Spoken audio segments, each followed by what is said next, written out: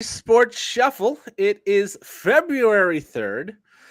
We are down to one NFL game to go. The standings on the pick'em are not accurate behind me. Joel and I are now tied 182, 99, and 2. So both have a I shot to stay under 100 losses, which is I good. I predict that Ryan will pick the exact opposite of whatever I pick in the Super Bowl next Do week. not look into the fact that I'm wearing an Eagles jersey. It kind of goes with the hat I'm wearing. Um, the Chiefs jersey will be the one I wear next week. To be fair, we're not doing our picks today for the Super Bowl. We're going to recap last week, and Joel's got some questions for year in review, and then we're going to work on some fantasy football awards of our own for probably the week after the Super Bowl, recap Super Bowl, do those, and then we start to go into the off season where drafts and mock drafts and Yeah, free agency and all the craziness comes out. and he is of course flying Ryan, and Flying I Ryan am Ryan Gilchrist along with. Tampa Motor Mouth Joel Verone. Hey, no, I know what it's like when you get going because I've started a podcast. I'm like, I'm like, oh crap, I totally forgot to like mention who I am. As Who you're am about, I? as Who you're am about, I? Who are you're you? you're about 2 minutes into it, and you're like, oh yeah, I think I forgot something. Anywho, but I'm usually it's good been about grabbing the grabbing me when I go too far off the rails early to make sure we introduce ourselves. So yeah, that's the docket for today. We'll start with it's our recaps, I think. It's been, but before we get, because it's usually you have when it's right before the Super Bowl, you tend to have 2 weeks. You have the week where usually nothing tends to happen, but you actually had some stuff happen, both some good and some, wow, holy crap, not so good. Yeah. And then you have it's the endless week of the same interview over and over and over again at Radio Row. Because I remember I was like, so cool. I'm like, the first time I realized it was Super Bowl week, and then you realize like when you hear Peyton Manning at 9 o'clock in the morning, then 11 o'clock, then at 1 o'clock, you realize it's just the same Yeah. basic. And unless he has a really special relationship with the person who's interviewing him, and then it's a little bit different. Then kind of goes off script, and those are really the best one. But basically, they all have their pitch, that their cause or their sponsor that they're trying to shill for. So it's basically the same thing over and over again, and that week just tends to unless you have a personality like Marshawn Lynch, I'm just here so I don't get fined or of that ilk and or nature. It's kind of a bit on the dull side. Yeah, Marshawn Lynch also very funny in TV shows. I don't know if he had a cameo appearance in Brooklyn Nine-Nine, where the theory on Marshawn Lynch is he's well known for not speaking, and then he just likes to talk out of his mind. And then he also appeared on a show called Murderville on Netflix. Very, very funny cameo by him. So just call those out. Yeah, Anyways, Netflix had a bit of a misstep as they were cracking down on sharing passwords. Then apparently deleted the post. Oops, no, sorry, we shared that by mistake. Oops. yeah, we'll see about all that. Anyways, we are in that week where nothing really happens called Pro Bowl week. The Pro Bowl games did occur last You, night. I don't know what happened because it's the Pro Bowl games and I don't care. The Pro Bowl game, if you care to watch well, I on think Sunday, yeah, it's flag football, yeah, so you because probably that should was watch paint dry. yeah, because that was the Senior Bowl, I think, last night, right? Yeah, the college football one's the Senior Bowl, and then they had the Pro Bowl games where like players play dodgeball and other stuff like that, skills challenge. Derek Carr won most accurate passer, so choke on that Raiders as you try and get rid of him. Well, yeah, because apparently they have opened up the reality show for teams that are interested in probably going to be a fairly decent compensation in order to snag him. But yeah, he is officially on the market. Yes. So we're in the magic time where nothing really happens. Although Frank But Reich hired as the Panthers head coach, and then a couple other big breaking coaching news stories this week as you well. might have heard he was the first quarterback for the franchise. Yay! Yep. First touchdown pass for the Panthers was Frank Reich. Now he's the head coach.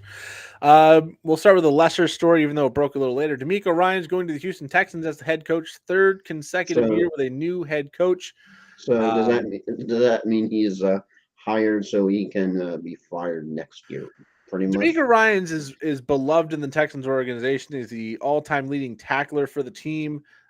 He's somebody that you probably do not anticipate letting go quickly. I think the last Lovie Smith, a little bit of a surprise. The one before it, I can't remember the name. It was some guy no one ever really heard of. You have Covered to him right give, away. you have to give it to Lovie Smith gave the best FU ever on his way out to the Texans. Okay, I'm going to win that means you guys don't get the first round pick. Ha ha. Enjoy that Bye. number 2, not that number 1. But that story was overshadowed by one Denver Broncos head coach after trading away a first and a second round pick and getting a third round pick and Sean Payton.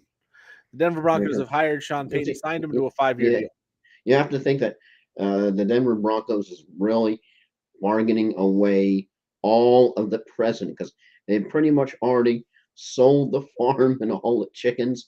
Now they're selling the house, probably moving into an apartment because you already have all that capital invested in Russell Wilson, who arguably performed better after the canning of Nathaniel Hackett. Needs to have a appropriate guiding Jedi like master to sort of guide him down the field and maybe just not suck quite as much. And Sean Payton definitely has the presence. He's a Super Bowl winner. Definitely has been to many playoff appearances. Definitely some of them, of course, a little bit disappointing, a little bit controversial, but nevertheless has to be at 500 steps up from Nathaniel Hackett, who just anybody who has to hire an assistant to help him make decisions as a coach, that right away, that's just suspect. That was the number one thing just about his hire that I'm just like, wait, what? Yeah, in-game decisions. You don't want to have an assistant. We'll see. I think if you are a fantasy player or a dynasty player who has Russell Wilson, Jerry this could be your Judy, Cortland Sutton. Yeah, this could be your best chance to sell high on those guys with the hope that Sean Payton comes in. If you're someone who doesn't believe Sean Payton's going to turn things around, at least if you do not have Russell Wilson, you think, hey, this might be the start of something good. You have the encouraging last few weeks of the season last year after Nathaniel Hackett, where Russell Wilson did look very good and was a top 5 quarterback for fantasy most weeks. I'm in a trade debate now where I would be giving up a package of players that includes Justin Herbert and getting back a larger package of players and picks that would be getting Russell Wilson. I don't know if it's going to go anywhere, but it's something that you have to look at and, make your best decision, especially if you're in a dynasty league. But there is at least hope with Sean Payton that the Denver Broncos offense will be a lot better than it was last year. It can't be a whole lot worse. They should be getting, this was a battered and bruised, beaten up team. So many guys on IR. Should be better than last year in that respect. Hard to be worse once again. Javonte Williams hopefully back fully healthy to start next season. Russell Wilson with a better offense. Maybe that line stays better intact. And we could see what we expected out of Denver this year next year, or we could see a repeat of what we just got. I do think the arrow is pointing up once again for Denver. I think this coaching change is going to be a benefit in the long term. Sean Payton, when he had Drew Brees, had an elite offense at all times. I would say Russell Wilson is comparable enough to Drew Brees where you believe Sean Payton can at least get the job done. And then, of course, he had to think Sean Payton was like, no, I'm going to absolutely just rule the absolute media cycle. I've taken over the entire TV and radio and social media world until, of course, the next morning when a very certain Instagram video dropped out of nowhere. Yep, Tom Brady retires once again. This time he says for good. We'll see if that is what actually happens. I actually do believe him this time. 45 years old, worst season win-loss record-wise in his career last year, 8-9 with a divisional round playoff loss or wild card playoff loss to the Cowboys. Just look at the total touchdowns last year and this year with the Bucs, and just night and day with the difference. You can tell the offense went flying off a cliff.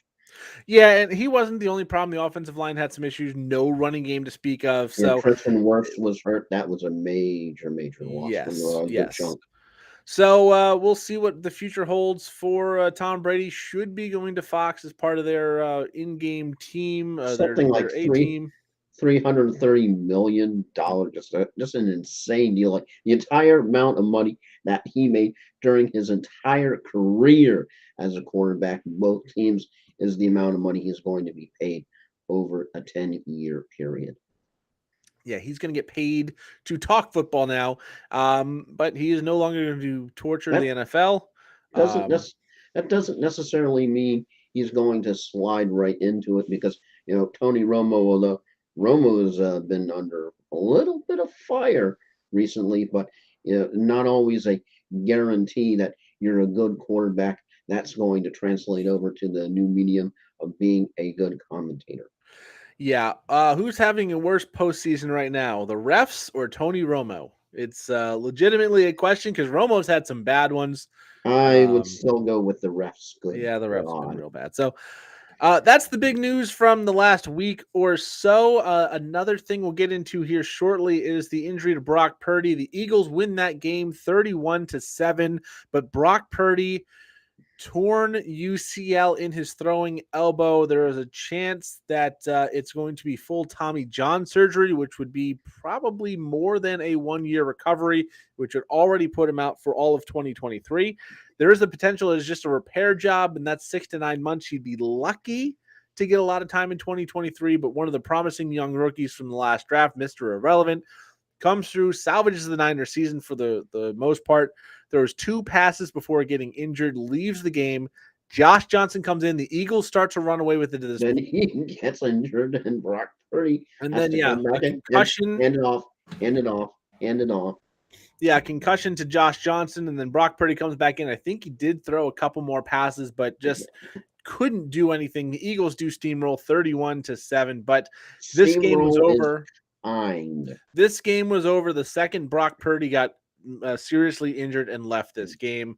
I've got family who is rooting for the Eagles. They're from the city of Philadelphia. Josh Johnson should have been the game MVP for the Eagles, is what one of them had told me. So that tells you about how good and how good he was. You look at both of these games on paper before they started. You definitely had the potential for 2 stud games, and it was an absolute fluke that you had another injury, as you just seem to think the 49ers were cursed this year. Yeah, the Eagles are going to the Super Bowl 31-7. There's a lot of talk about their easy road to the Super Bowl. They had the easiest strength of schedule all season long, and then Daniel Jones and then Josh Johnson and an injured Brock Purdy in the championship game. But a rebuilding Giants team and a hospitalized 49ers team. But you don't control who you play. You play who you play, and they have blown teams out all year long. So the Eagles are not a fraud. But we'll see when they face the AFC champion, who happens to be the Kansas City Chiefs, with a 23-20 win over the Cincinnati Bengals. Refs getting a lot of heat in this one. At one time, they had a second chance at a third down because the whistle was too quiet to hear over the crowd. Who do you think is having the worst week right now? Is it either A, Joseph Osai, or B, the person who came up with Burrowhead? I would say Joseph Osai because he was visibly upset. If you don't know who Joseph Osai is, it's not a surprise. He was a linebacker for the Cincinnati Bengals. He was the one who had the late hit out of bounds on Pat Mahomes. Not the hardest hit, but he was 2 steps out of bounds, clipped the ankle. Pat Mahomes goes down fairly roughly into the bench, setting up the game-winning field goal as time expired. Osai on the bench was visibly crying. I mean, he has his helmet on, but he was shaking like he was crying, and you could tell he was just heartbroken at how the season ended because he felt fully responsible. And there are a lot of opportunities for the Bengals to win that game. The refs did not help. It was not the fault of that one play, but when a key play happens at the end of the game and you're the person who makes the mistake, it does unfortunately fall on your shoulders, at least in your own mind. So the Chiefs do win 23-20. The Bengals, great season. The Niners and the Bengals are the 2 hottest teams coming in. Both fall short here. So we'll have an Eagles-Chiefs Super Bowl. We'll have Pat Mahomes on what hopefully will be 2 healthy ankles. He played well with one versus do-it-all MVP candidate Jalen Hurts and the Philadelphia Eagles. This should be a very, very good game. Again, we're not doing our picks today. We're not doing our full preview. This is more recap of the year in review. But looking forward to Super Bowl 57. Philadelphia, Kansas City. Early thoughts on this one, Joel? Yeah, you just tend to think that not making picks, but I definitely think, especially when you look at all of the injuries, you look at the two quarterbacks, I definitely have to be thinking about flapping some wings. Yeah, it's going to be an interesting one.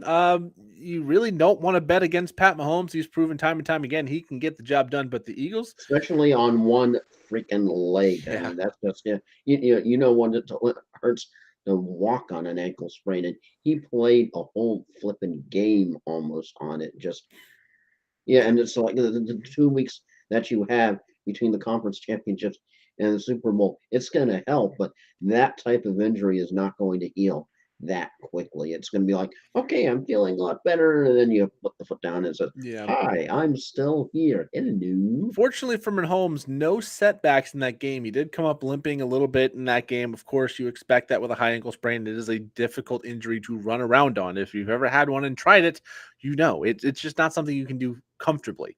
But no setbacks, 2 weeks off. He's probably going to be very limited in practice, not running around a lot. So he could be fully healthy for this next game. We just don't know because it's still 9 days away. But this game will be in Arizona, Philadelphia, and Kansas City. It's going to be, I think, a very good game. The Andy Reid Bowl, the Kelsey Bowl, of course, both Kelsey brothers playing in this game. Should be a very good one. Donna Kelsey will be trending endlessly. Honestly, I saw someone say they should petition to have her do the coin toss, and I think that's a great idea.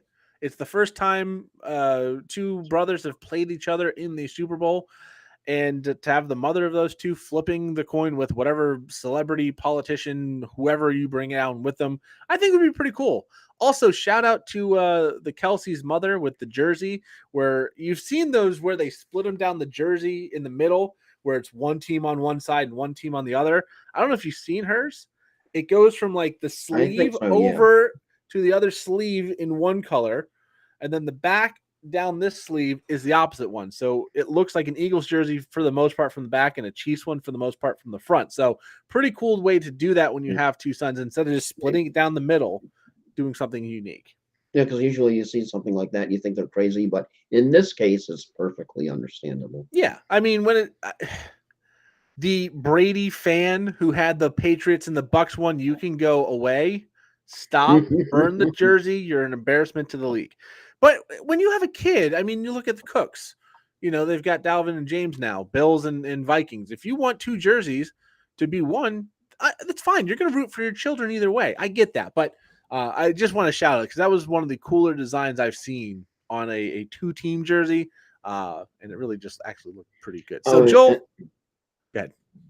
Yeah, somebody actually. Oh well, go ahead and ask me what you were going to ask. Oh, I was going to move on to year in review. So. Oh, okay. No, well, I just had because a couple other things that somebody was so angry about the Cincinnati versus Chiefs game, they actually started an online petition, a game do over, Cincy versus Chiefs, and Chiefs is spelled wrong, CHEIFS.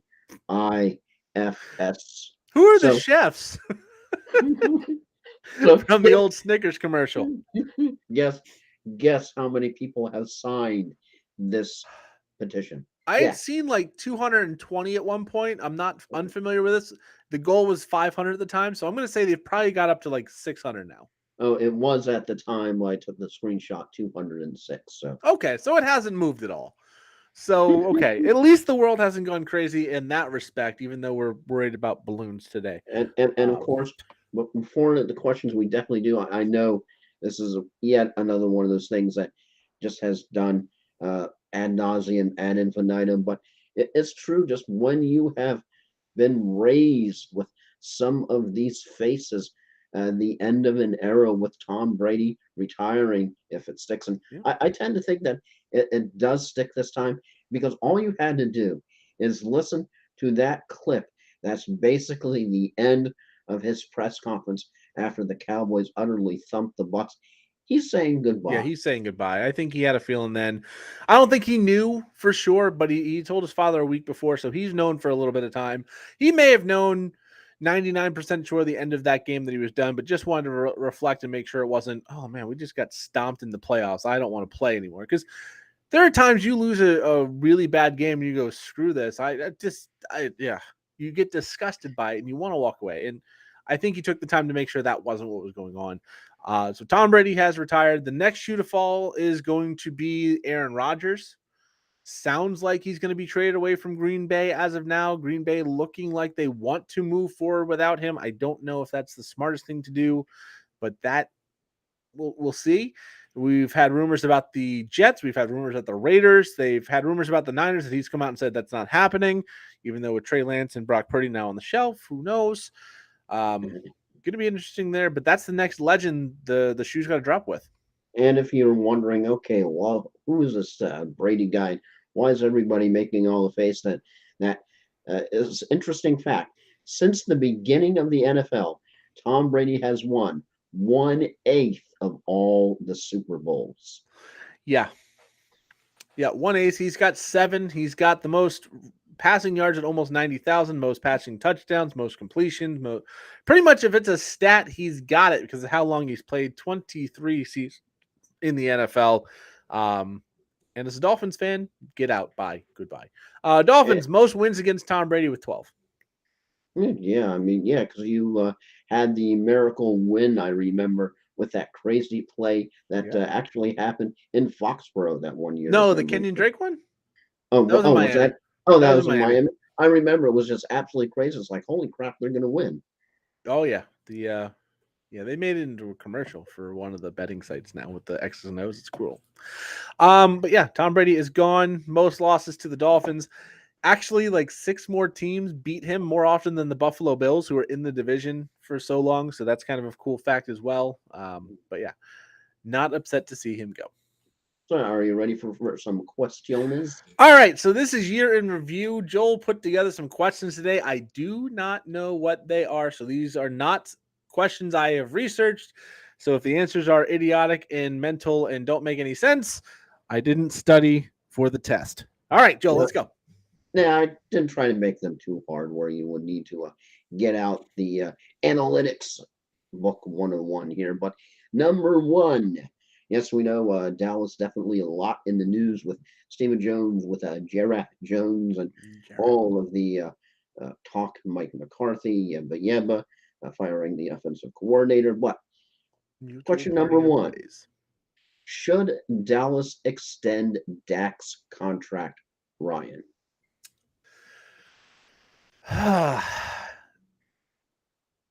Yes, they should, because they don't have a better option out there right now. They don't have a high enough draft pick to go get that next stud rookie without trading away a lot of their pieces.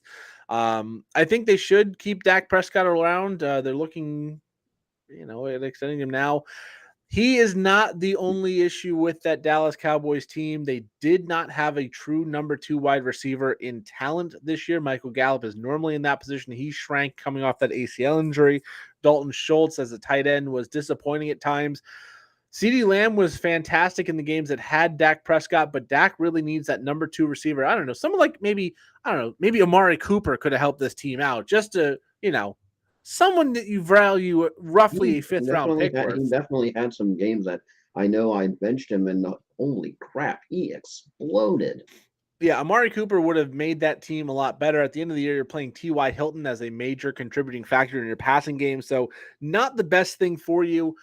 They need to get another wide receiver, I think, either in the free agency or in the draft. There are rumors that T. Higgins could be available because his contract demands are just too extravagant, and they need to pay Joe Burrow in the near future, so they can't wrap up a ton of money in this guy. They have Jamar Chase on the horizon, so someone like that could come free, and the Cowboys have done some crazy things. Tony Pollard is going to be a free agent. I know they have more pieces than just those two, but big offensive weapon like Tony Pollard, you don't want to see them leave the building. Of course, the injury is going to be a concern going forward. But as far as Dak Prescott, I think he is the best bet you're going to have for the near future. Maybe don't sign him to a 10-year deal like they did Pat Mahomes. Maybe not even a 5. But if you can get him on a 3-year deal, pay him, $125 million for 3 years. Keep him in the building, and maybe next year, if something goes wrong, you have a high draft pick, you go get that next guy and do the Brett Favre, Aaron Rodgers. Say, hey, you're here until you're not here, and you're going to train this new guy because he's the future. I know you're probably going to have a very short answer for this one, but this question had to be asked given last year. What is the percent chance Brady unretires again, or is this absolutely unequivocally it?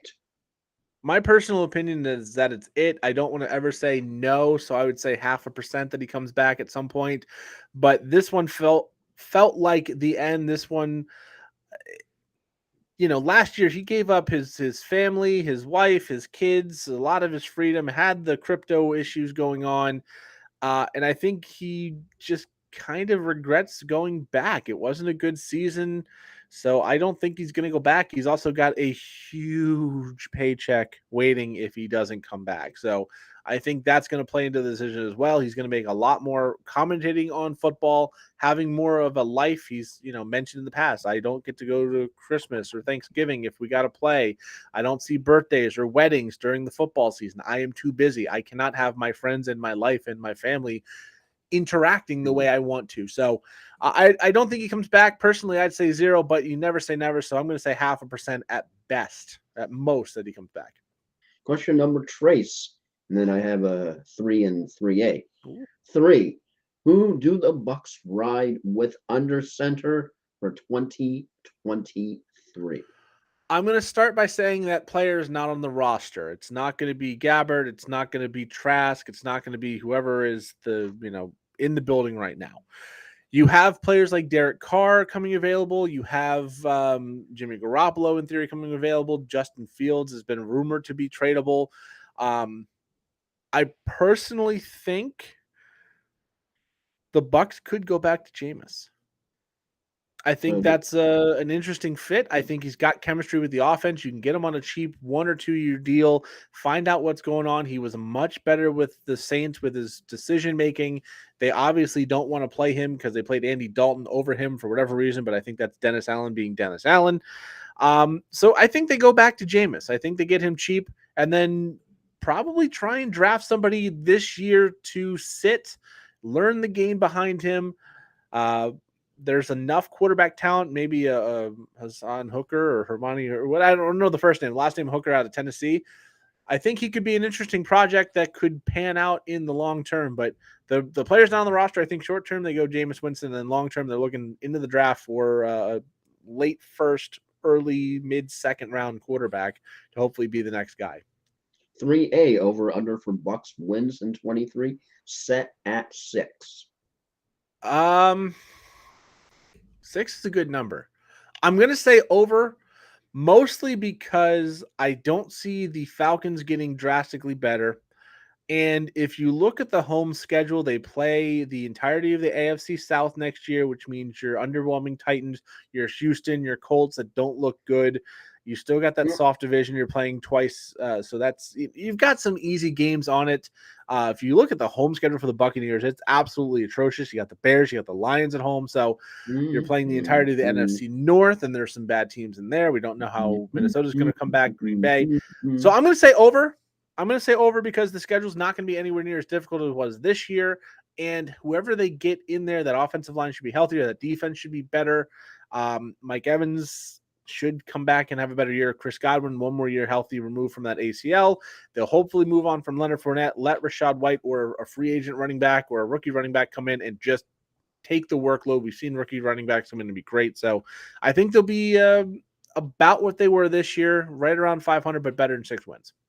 Okay, question number 4. Who wins the NFC South now with Brady gone?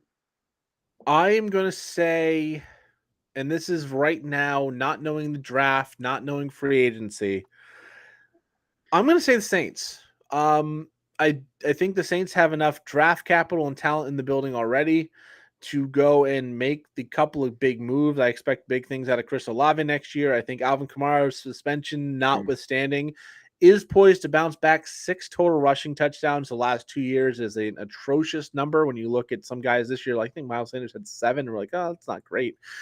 So I think the Saints, they have one of the better defenses in the division. It's a very bad division. As of right now, I think their pieces are just the best remaining in that division. The Bucs are going to be tough. The Panthers and Falcons will fight, but if the Panthers get a good quarterback in the draft who pans out, put some talent around him in free agency, I would change my answer maybe in 3 months to the Panthers, but as of right now on February 3rd, with the pieces in hand, I'm going to go with the Saints. After Black Monday, this question has to be asked. Why does Dennis Allen still have a job? Some teams will just not fire a coach after 1 year. And that could be it. Maybe they saw the injuries and issues around that team. No Michael Thomas, no Marshawn Lattimore, Jameis Winston was out. And you go, hey, first year, learning a new system. You had some injuries. You had some bad luck. We're going to give you a little bit of a pass. Now, if you've watched the Saints or you're a Saints fan, again, I do know Saints fans who have said, I want him and Andy Dalton on a bus going over a cliff into a pile of alligators. He deserves to be shot.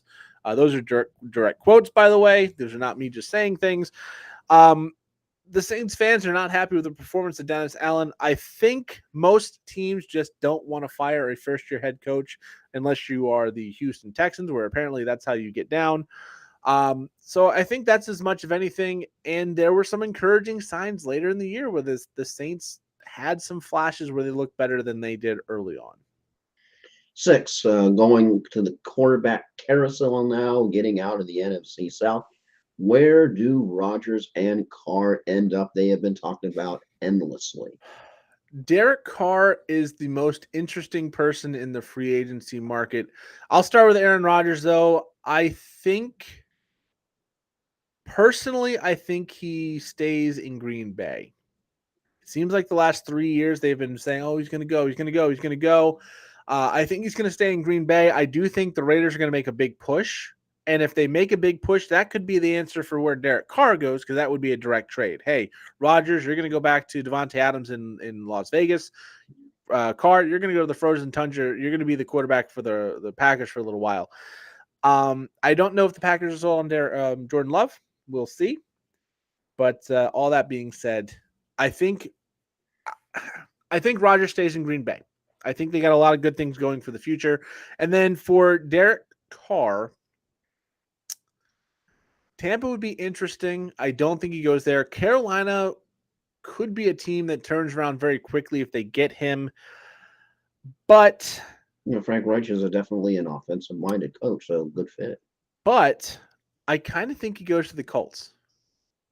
The Colts are in desperate need of a quarterback. If they can get him, that's an understatement. The Raiders have until February 15th before some contract terms go into play with Derek Carr. So you need to move him on the quick. That's going to force the price lower.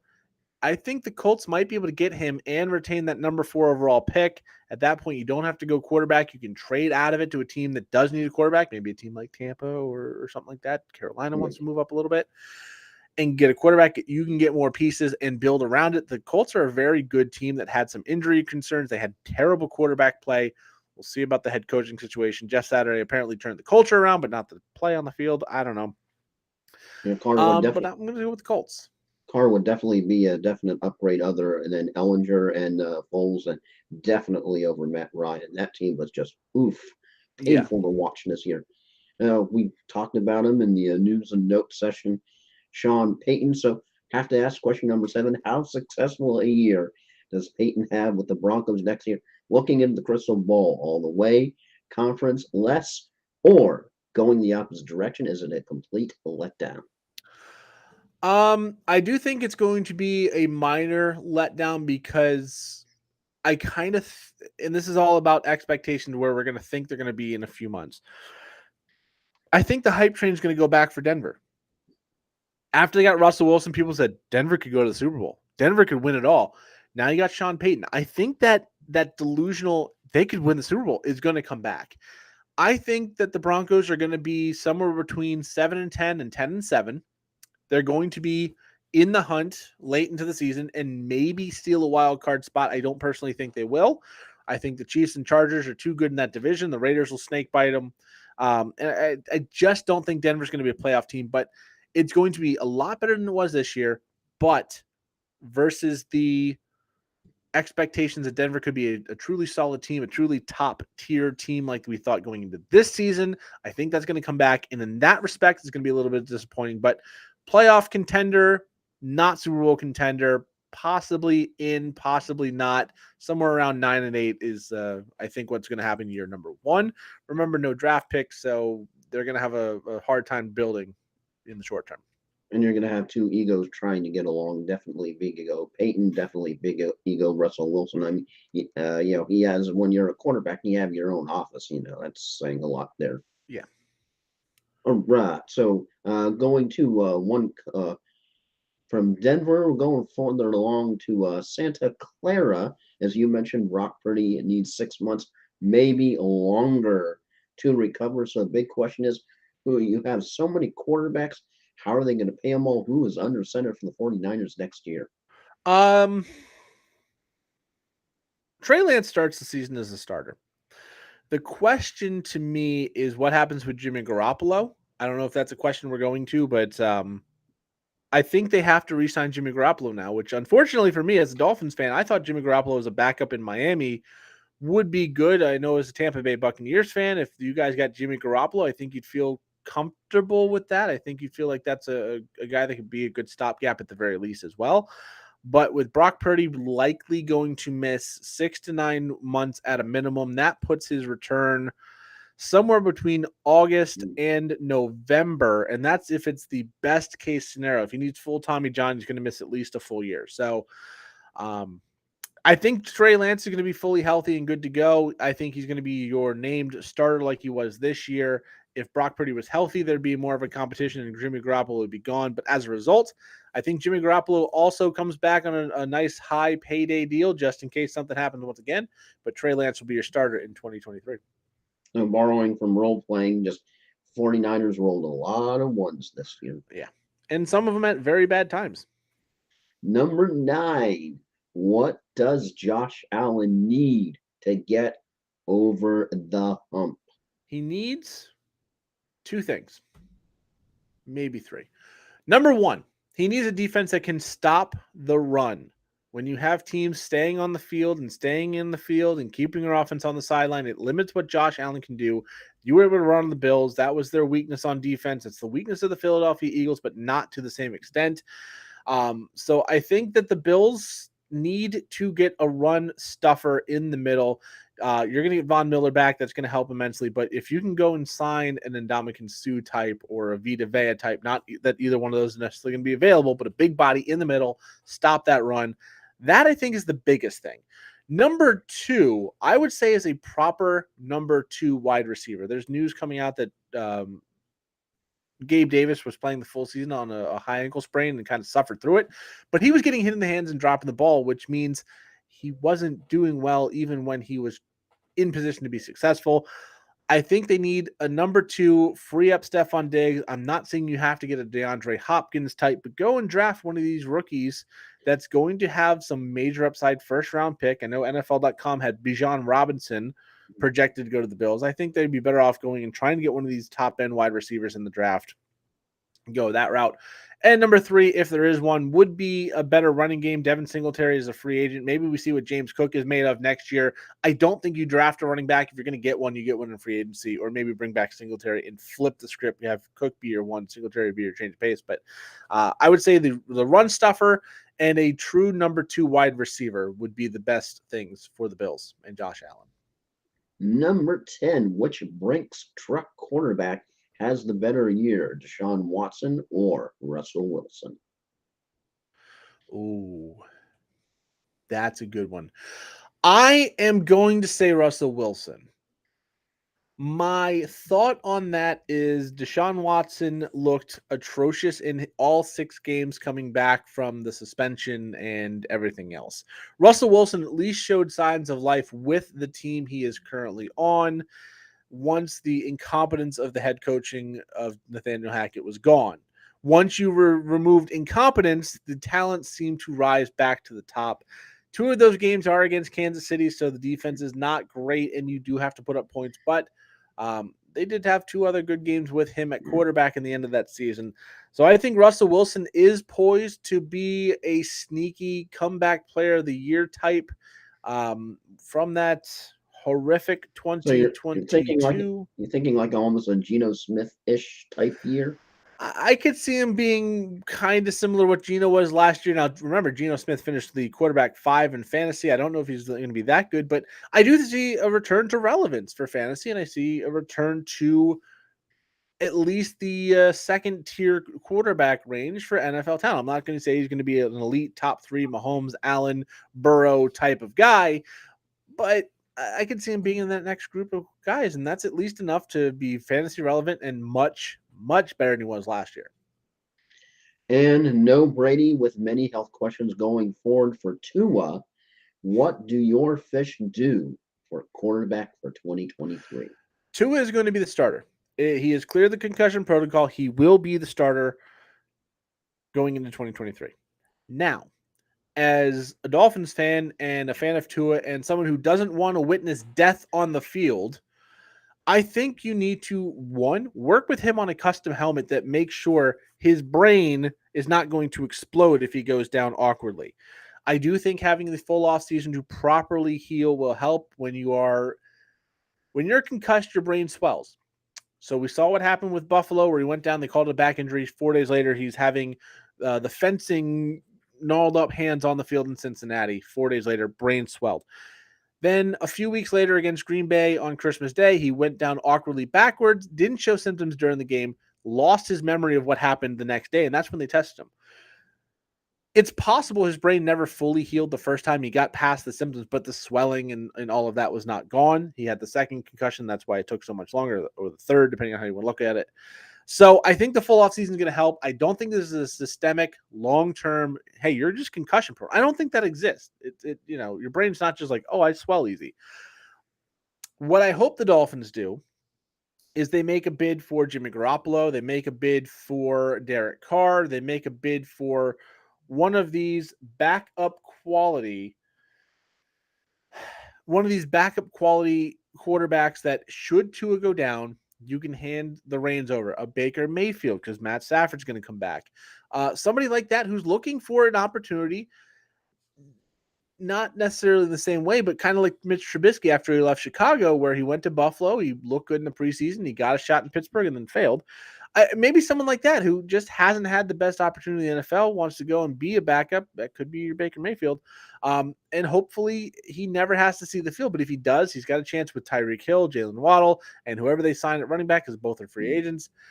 They can make a name for their career going forward. So I just hope they get a solid enough backup. They don't rely on Skylar Thompson to be the answer should he go down again, even though he did perform admirably enough in his relief role. He's not the answer at the backup. But Tua is the starter. Tua was one of the best quarterbacks, if not the best quarterback, when you look at some of the metrics all season by per game averages. And Tyreek Hill, Jalen Waddle were fantastic. So Tua is the answer. Long term, who knows? If he has more concussion problems in 2023, anything and everything is on the table. Maybe they go and have to draft somebody in 2024 or make a big trade or something. But I think they need to make a push for a legitimate, good backup quarterback that could take the reins should something happen. There's been mention of Andy Dalton as well in that, which isn't ideal, but he's at least a starting quality quarterback should something happen. You don't feel like, oh, it's a 7th round rookie who hasn't done it. It's Andy Dalton's made playoff runs. He's done it enough. So I think that's the big key, is having a backup that, should he go down, you're not counting losses automatically. All right, and those are the questions that I have. So I figured we would do the year in review in a sort of a different way. Yep. So we will be doing our awards. Did you want to ask me a question, since I know I've been grilling you? I might get some questions for the next one. I don't have any off the top of my head. Oh, okay. But yeah, there's probably some questions if I gave it some thought. I know you had said you had these questions, and now we're already at 45. So, we'll do our fantasy awards next week, and we'll do our picks for the game next week. So let's go to final thoughts. Joel, it's on you. My final thoughts. I have to get out of the realm of football, because I ended up seeing something that you have ongoing endlessly, the debate. LeBron, MJ, LeBron, yada. I saw something. MJ, no question. I just saw something recently that I don't think you would ever see Michael Jordan. And granted, he did live in a whole completely different world where LeBron, every single thing, every single action, every single thing he says is somebody does a selfie, somebody does a video, bam, it's instantaneously to social media. So you do have to understand that you really have to understand what Michael Jordan might have been perceived, I think, if the social media world that we live in now was then. But that being said, because I just, just sort of have to give a little bit of benefit of the doubt. But still, that being said, we ended up seeing LeBron James recently react with such a childish way to a no call by an official where he absolutely completely lost it and then got to proceed to get on the ground like he was a toddler. Granted, it was only for a couple seconds, but still, that kind of image and histrionics just tend to sort of, you're just okay, you're looking at he's about ready to pass one of the greatest basketball players, unless he already did, because I know the ticket prices are absolutely insane for the game that everybody tends to think he's going to do it. But when you just have the MJ or LeBron, and then you see something like that, a reaction like that, like I can understand frustration. We've all been there, but just absolutely, completely inexcusable to react like that. If you want to do that, go into a locker room, go away when there are no cameras, and then express the emotion that way. But with such the social media world where all of a sudden you do something like that, bam, it's on Twitter, it's on Facebook, it's on the internet, it's on YouTube, it's everywhere. It's you just I see that. That definitely has to be a point for MJ because I don't think we can ever recall him being that emotional doing something like that. And that's my final thought. I saw that. Yeah. I'm like, this is a professional. Yeah, the only real emotional thing I can ever remember from Michael Jordan is crying after winning a championship on Father's Day, the year his father had passed away. That iconic scene where he's on the ground hugging the ball the moment after he wins the title on Father's Day that year. That's the only real emotional thing, and that is the opposite. I do want to put the blame on that reaction on the coaching staff because they did not have LeBron's blankie and binky ready on the sidelines for him to calm down that way. So I'm definitely in the Michael Jordan camp all day. I think he played I in a mean, time when the game was actually physical. This is going to sound weird. I actually liked basketball until about the early 2000s when the game got so soft, where you breathe on someone and it's a foul. no question at all. LeBron is one of the most talented players of our time. He is damn good. He is unbelievable. It's just some of the things that he does is just Off the court, he is one of the best people. He does more for the community he's a yeah, part of, and no I don't want to argument. take anything away from him as a human being and off the court. He is top notch in that respect, but on the court, can't stand him. And another point in Michael Jordan's favor, I don't know any time that the Jordan-led Bulls were 12th in the conference as the Lakers are right now. So, Mm.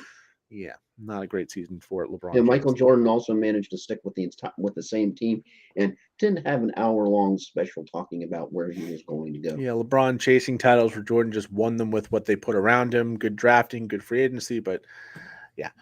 For me, I'm actually going to stick with basketball too because in college basketball, we're going to talk women's college basketball. I think I know where you're going. I I think think I've you seen do too. There was a game between Duke and Florida State where it. somebody did a goof. They put the wrong ball in the play. They put the men's ball into Oh no, play. I actually have another one Oh, you that's have even another better. one. Yeah, So Duke and Florida State played I've this seen this one game though. with the men's ball in the second half or the first half. The men's ball is a centimeter bigger and 2 ounces Oh, heavier good than the God. women's ball. You might think, well, that's not that much. Well, you're looking at the size of your hand. A couple, a centimeter is not small, and a woman's hand is smaller than the man's, and the weight is not a big deal. But when you've played at that level for long enough, you're used to what you're used to. Somebody figured out at halftime, switch the ball back to the women's ball, but the ACC will not let there be any grievance. They're like, hey, you both had the same ball, fair game. Duke lost the game to Florida State. Duke said, hey, they came out and beat us both halves, so they won the game, but we want to basically go to the ACC and be like, what the hell? this might cost us seeding in the tournament. This might cost us a title opportunity in the conference or in the NCAA tournament. So nice job, whoever the ball boy is. You are fired for that one. Yeah, I wonder if you have any quarterbacks come in and deflate any of them. No, no, but no. My story definitely was that I have to get this one out there because I thought you were originally going here. That there was actually a coach who was fired because they impersonated a kid Yep. in a JV game. 22-year-old head coach was fired for impersonating a JV basketball player. How do you not? I was like, wow, that's a big kid. Oh, yeah. That's a good one too. You just you see that you're going. How did something go? They're disqualified. Yeah. Anyways, that is our time. I am Flying Ryan Gilchrist, along with, as always, Tampa Motormouth, Joel Verlin. And for everyone out there, we will see you next week. We'll talk Super Bowl. We'll talk our fantasy awards. Kind of a wrap up properly. That's probably the most basketball we've ever talked about on this show recently. Yeah, since Kobe Bryant's passing, which is about 3 years ago now. Crazy to think it's been that long. But yeah. Also, public service announcement before we go. Watch out for the balloons. We gone.